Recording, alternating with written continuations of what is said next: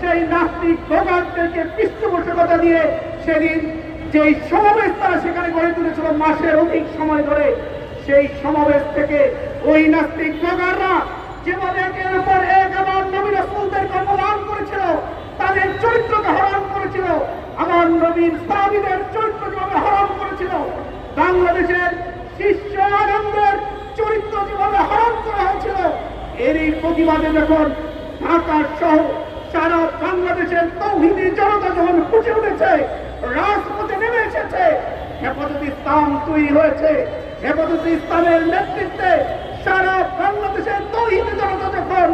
ওই ব্লগারদের নিষিদ্ধের দাবিতে, তাদের গ্রেপ্তারের দাবিতে 13 দফা নিয়ে যখন শাপলা চত্বরে হাজির হয়েছিল একটি শান্তিপূর্ণ কর্মসূচি নিয়ে, আমরা দেখেছি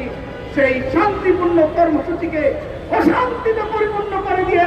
নির্বিচারে গুলি চালিয়ে পাখির মতো করে আমাদের তাওহীদি জনতা, আমাদের আলেমদেরকে তারা হত্যা করেছিল। সম্মানিত ভাই আমার,